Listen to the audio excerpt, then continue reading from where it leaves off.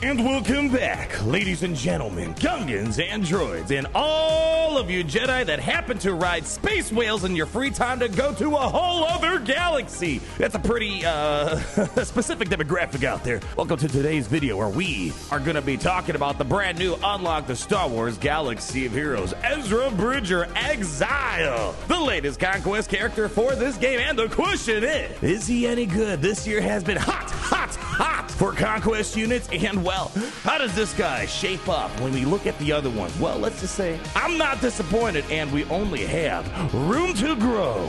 So sit back, relax, hit that like button, and let's go have a little chit chat about Ezra Bridger Exile. To get this party started, ladies and gentlemen, let's talk about mods, Zetas, Omicrons. I've been getting a lot of questions, especially before Grand Arena lock-in. Let's break that down real quick, and let's get into afterwards the fun stuff about Ezra Bridger. Firstly, regarding mods, here are some mod recommendations provided by Pimpo. This is going to be preliminary because, of course, the ultimate goal for Ezra Bridger is going to be him with Galactic Legend Ahsoka Tano, probably about another month away or so. But in the meantime, we want to make him incredibly fast. He's got a great base speed of 195, which makes him one of the fastest characters in the game, non-Galactic Legend, of course. And we want to make sure we have tons of health on him because we're going to have loads of health recovery throughout this kit and bonus protection, which is based off max health. Omicron recommendations. Keep in mind, this is with the context of right now, there being no Galactic Legend Ahsoka Tano. He has 3 Omicrons. I would recommend, for now, if you happen to get Ezra, or you're not going to get Ahsoka anytime soon, probably the first Omicron you want to throw down is going to be Kanan's Legacy. We want to get Purgle Migration incredibly fast, and he gives himself backup plan and other Spectre allies, of course, the opportunity to revive, which is great. And I also would recommend Daring Advance. This is going to allow him to do a lot more damage. We're not seeing a ton of damage right now, but this should help out a ton.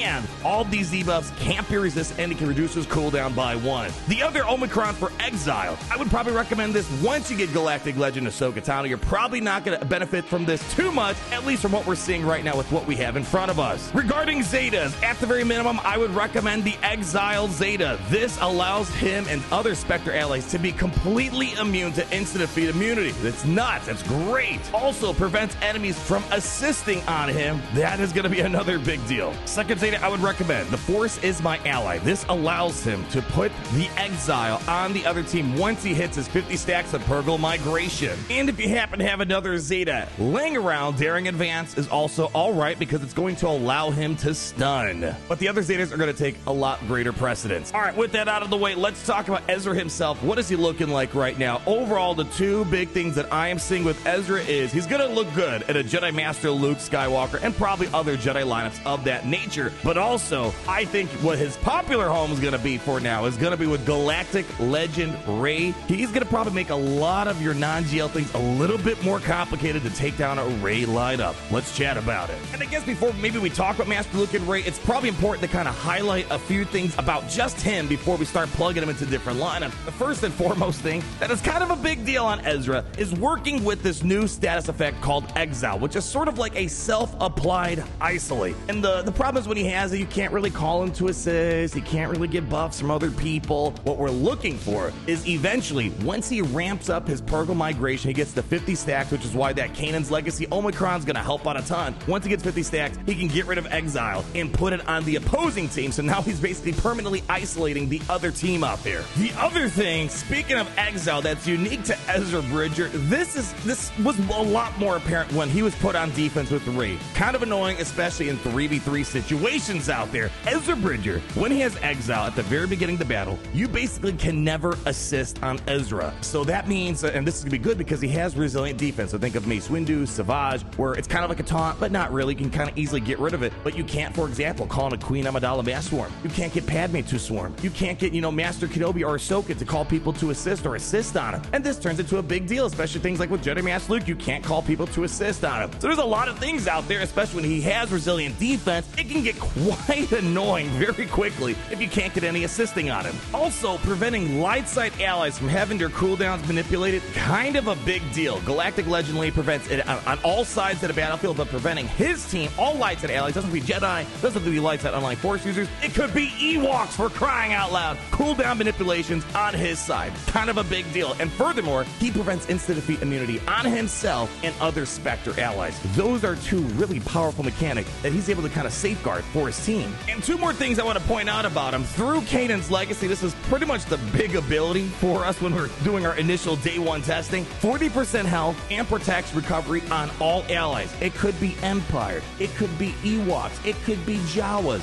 or it could be a Rey. That is one of the most powerful heals we have in the game. It's very much so a much more improved version of Hermit Yoda. He's going to be able to grant all Spectre allies protection up and target allies as well, so you can give Rey 50% protection up. Hello, that's kind of crazy. And it provides this as like a bonus turn. If he targets a Jedi, a light side unaligned Force user, or a Spectre, they're going to get a bonus turn. We're going to talk about some fun things you can do with Jedi Master Luke and Cal Kestis specifically. So he's got a lot of fun support stuff in his kit, and he kind of dips into the tanky stuff with the resilient defense. And you know, one other thing I want to put out there in regards to him basically taunting, something that's going to be incredibly annoying is going to be his mastery. Oh my.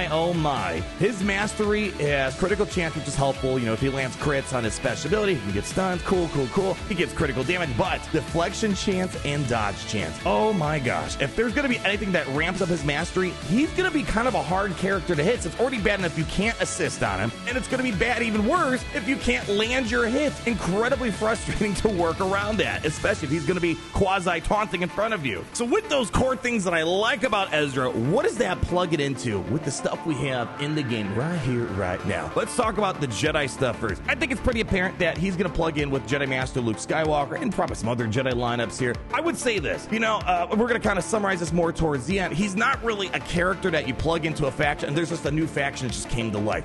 Not quite that, but he supplements very well with the current things that exist in there. We have a lot of powerhouse Jedi. Jedi Master Luke likes to take Jedi Knight Cal. He takes it, you know, Jedi Knight Revan, Jedi Knight Luke Skywalker. You throw him in there, and you got a massive heal, which is kind of big. And I know I didn't really bring this up. We're kind of just doing bullet points. But at the beginning of the battle, he's going to provide all light side allies foresight at the very start. So this is going to be nice for our Master Luke team or any light side team. Again, getting foresight at the very start of the battle is quite nice to have. But the thing that I really like about him in a Jedi lineup, especially if Jedi Knight Cal Kestis, now that we have another Jedi that can provide a bonus turn, you know, Jedi Revan can do that. He could swap a turn over to someone. Ezra Bridger, through Kanan's legacy, provides a bonus turn to Jedi unaligned Force users or Spectre members. So now what we're seeing is we're basically expediting the Jedi Knight Cal Kestis insta-kill, where if you can mod it appropriately, a little bit different than the overall recommendations of mods, but if you can mod it in a way where maybe Cal goes before Ezra and Jedi Revan, and then he gets going of 10 stacks, he does the little spinning trick, and then you have like Revan or Ezra pass a turn over to Cal. He'll do his little hibachi trick, pass it over to Revan or whatnot. Revan pass the turn back over to Cal. You can get the 30 stack incredibly quickly for Cal and hypothetically get like an insta kill in the first like 30 seconds of the battle. That's kind of a big deal. I like that quite a lot just from that perspective. It's a lot of fun being able to amplify the potential of Cal hitting that insta kill way faster than he could have otherwise. That's gonna be a nice deal. Only problem is with him right now, because he's got Exile, we don't have the Omicrons on him, kind of takes him a little bit of time to be a bit more of an active member of the Jedi Master Luke line, because Master Luke wants to maybe call him to assist or whatever. You can't call him to assist when he has Exile. 50 stacks of Purgle Migration, which is hard to get rid of until you have the Kanan's Legacy Omicron. But even though he's exiled, it's not like a full-blown isolate, where here he can still at least contribute to the team. He can still give health, protection to the team. He's able to pass those bonus turns around. He's able to provide buffs to other Jedi and whatnot. They just can't help him out until he drops off the Exile. And I saw a noticeable improvement, you know, for example, taking out Galactic Legend Leia with Ezra Bridger. Not like Master Luke was incapable of doing so, but if you're able to pass a ton of turns around between Ezra, and I guess Cal Kestis provides bonus turns too, so between Ezra, Jedi Knight Revan, you're passing tons of bonus turns to everyone, and the Leia battle feels so easy, especially getting a very fast insta-kill with Jedi Knight Cal Kestis. The most noticeable improvement for Jedi Master Luke, I think. Taking down Jabba feels exponentially easier. Yes, you start off with foresight, crazy amounts of health and protection recovery. If they happen to try to target Ezra when he has resilient defense, Bausch Leia can't assist on him, which is kind of a big deal. And again, being able to quickly pass a bunch of bonus turns over to Jedi Knight Cal, number one, helps him drop off Deadly Bluff incredibly quickly, so you can start calling him to assist, and furthermore, building up to your insta-kill within seconds, so that way you can quickly insta-kill someone on the Jabba the Hutt team. Really cool interaction. I'm seeing a noticeable improvement for Jedi Master Luke Skywalker, but I think this is going to be a temporary thing until you get Galactic Legend Ahsoka, of course. The other thing that I think is probably going to be a bit more prevalent potentially is Ezra Bridger, Exile with Rey. This is when things get really disgusting. On offense, I was never a fan of Rey on offense. It's such a boring battle, but yes, you could use Ezra with Rey on offense. I think what's really going to shine is Ezra with Rey on defense. Things are going to be quite nutty. Let's just say it definitely is a forward step for Rey on defense. If you, for example, in 5v5, Ben Solo, Ezra Bridger, Exile, Baby Cal, and maybe Shorty to put the stealth on Baby Cal, so much health, so much bonus protection going around. And then if Ezra Bridgers has his resilient defense, people are going to have to they can't focus on the Rey, they can't focus on the Ben puzzle. And if they're focusing on Ezra, you can't assist on him anyways. You can't insta-kill. An incredibly durable team, and being able to get 50% health and 40% health and protection through Kanan's legacy, that is a massive amount of heals. I had one clip where I had Ezra almost dead. He popped his heal. He basically got to like full health, full protection, and 50% bonus protection. Wow. So in 5v5, I see this being annoying, but in 3v3s, where I'm going to be seeing this be especially because, well, in 3v3, you know, you don't really have many folks to go around. And I want to point out, for example, the Master Kenobi battle. In the Master Kenobi battle, generally Rey's kind of easy to work with. You just got to wait for the instant feed immunity to drop from Ben Solo.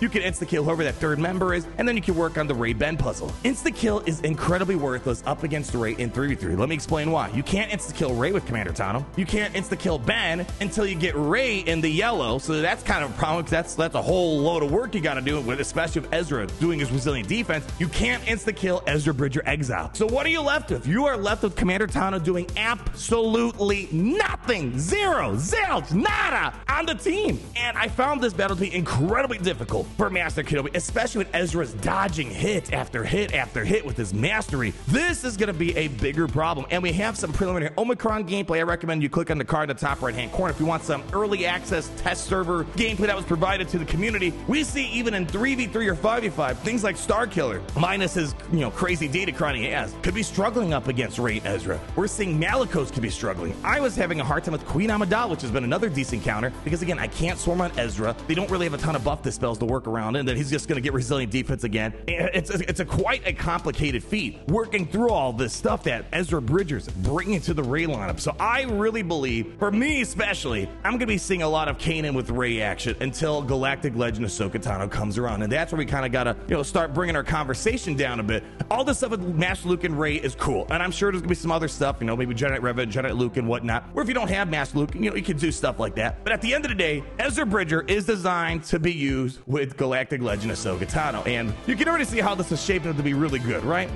Everyone gets Force at the beginning. He gets 50% protection up to everyone, massive amount of heals. The entire Spectre team of Galactic Legend Ahsoka can't be insta-killed. They can't have their cooldowns manipulated. That's just, we're at the tip of the iceberg here. We know that there's a Hu Yang basically confirmed. It was leaked inside of the kit details for Padawan Sabine on SWH.GG, so we know Hu Yang's coming. The Spectre team is shaping up to be really, really good. And the reason why I'm bringing that up is because although I like Ezra quite a lot in his, I guess, unintended positions to place him in right now, I gotta say that all the other Conquest characters in terms of day one and initial performance are way better than Ezra. But that doesn't mean Ezra's bad, because this year has been dunk after dunk after dunk with Conquest units. Not a single Conquest unit fell flat this year. So that's not saying Ezra's bad. The other ones are better. We're talking A+. I see Ezra Bridger right now being like A-, B+, and he's not even in the intended spots he's supposed to be in. So I feel confident if you're far away from a Galactic Legend Ahsoka Tano, yeah, you might not be getting a Luthen or a Bane or Queen Amidala, where you just get this insanely new, powerful team that either got lifted or just got born into existence. He's going to be a great mini lifter, I suppose, for Master Luke, Rey, and I'm sure you could find some other unaligned Force users that could work. I wish he had the unaligned Force user tag. Oh, this would have been great with Seer Junda. Oh, this would have been amazing, but you can't have non-unaligned Force users in a Seer Junda lineup. You're going to miss out on way too much synergy. I guess you can also use him in Starkiller if you want to use him in a Jedi slot capacity. I think he's got a lot of good stuff cooking in the kitchen. I'm a fan of him, really am, and I'm a bit scared of what this Galactic Legend Ahsoka Tano team's going to be. 3 Relic 9s. We know there's 5 marquees confirmed. Some are speculating a 6th marquee. They know this is expensive, and boy, if I'm just kind of seeing hypothetically what Ezra's doing right now, Ahsoka could be quite the menace. But that's going to wrap it up for today, ladies and gentlemen. Gungans and Droids would love to hear your thoughts on Ezra Bridger Exile. We're about to hop into a 3v3 Grand Arena week with Ezra, and I think he's going to do some good work for the time being until Galactic Legend Ahsoka comes around. So thank you so much for stopping by. Leave that like, comment down below, subscribe so you're not missing a thing. thing. And always remember, it's great to be in the Empire today. The sun never sets. We dominate. We're stronger together.